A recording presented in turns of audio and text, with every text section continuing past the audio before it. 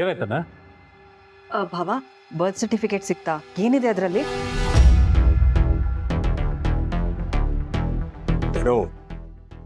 ಈ ಮಹಾನ್ ಭಾವ ನಮ್ಮಿಂದ ಒಂದು ದೊಡ್ಡ ವಿಷಯ ಮುಚ್ಚಿಟ್ಟಿದ್ದಾನೆ ಗೊತ್ತಾ?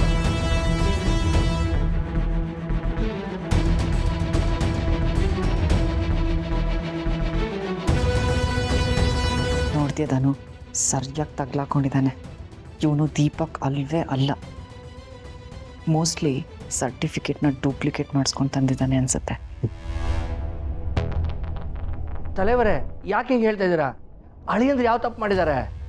ಮತ್ತಿನ್ನೇನೋ ಮುತ್ತು, ಇಲ್ಲಿ ನೋಡಿಲ್ಲಿ, ಈ ಬರ್ತ್ ಸರ್ಟಿಫಿಕೇಟ್ ಪ್ರಕಾರ ನಮ್ಮ ಮೊಮ್ಮಗಳ ಬರ್ತ್ಡೇ ನಾಳೆನೇ ಇರೋದು.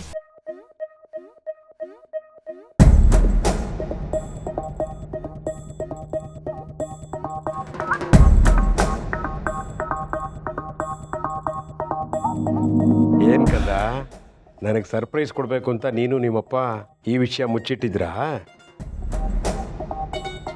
ನಿಮ್ಗೆ ಸರ್ಪ್ರೈಸ್ ಕೊಡೋಣ ಅಂತ ಹೇಳಿಲ್ಲ. ಹೌದು, ನಾವು ಇಷ್ಟು ವರ್ಷ ಮುಂಬೈಲಿ ಬರ್ತ್ಡೇ ಸೆಲೆಬ್ರೇಟ್ ಮಾಡ್ತಾ ಇದ್ವಿ, ಆದರೆ ಈ ಸಲ ಇಲ್ಲೇ ನಮ್ಮ ಮನೆಯಲ್ಲೇ ಸೆಲೆಬ್ರೇಟ್ ಮಾಡಬೇಕು. ನಮ್ಮ ಸಂಭ್ರಮಕ್ಕೆ ಇದಕ್ಕಿಂತ ದೊಡ್ಡ ಕಾರಣ ಬೇಕಾ?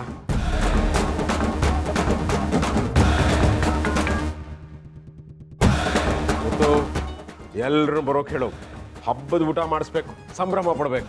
ಏನೋ ಆಗಲಿ ತಲೆವರೇ, ಎಲ್ಲರನ್ನೂ ಕರೆದು ಹಬ್ಬ ಮಾಡೋಣ. ಅಳಿಯಂದ್ರೆ ಹಾಗೆ ನಿಮ್ಮ ಜೊತೆಲಿ ಕೆಲಸ ಮಾಡೋರು, ನಿಮಗೆ ಗೊತ್ತಿರೋರು, ನಿಮ್ಮ ಸಂಬಂಧಿಕರು ಯಾರನ್ನೂ ಮಿಸ್ ಮಾಡಿಬಿಡಿ, ಎಲ್ಲರೂ ಕರೆದ್ಬಿಡಿ. ಏನಪ್ಪ ಧನು? ತಲೆವರೇ, ಅಳಿಯಂದ್ರ ತಂದೆ ತಾಯಿ ಬಂಧು ಬಳಗ ಎಲ್ಲರೂ ಕರೆಸ್ಕೊಳ್ಳೋಣ.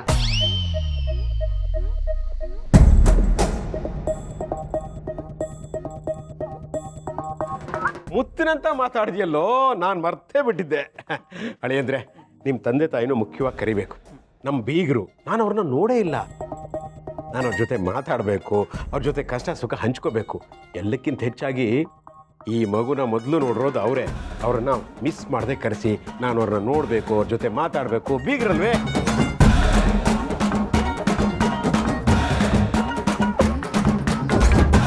ಗೊತ್ತು, ನಾಳಿನೆಲ್ಲ ವ್ಯವಸ್ಥೆ ಮಾಡೋ ಜವಾಬ್ದಾರಿ ನಿಂದು.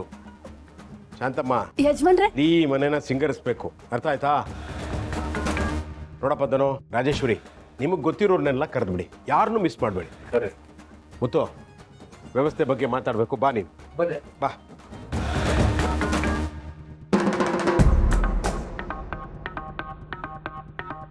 ಏನ್ ಸುಬ್ಬು ಇದು?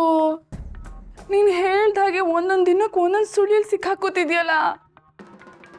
ಈಗ ನಿನ್ನ ಕಾಪಾಡೋದಕ್ಕೆ ಅತ್ತೆ ಮಾವನು ಬರ್ಬೇಕಾ?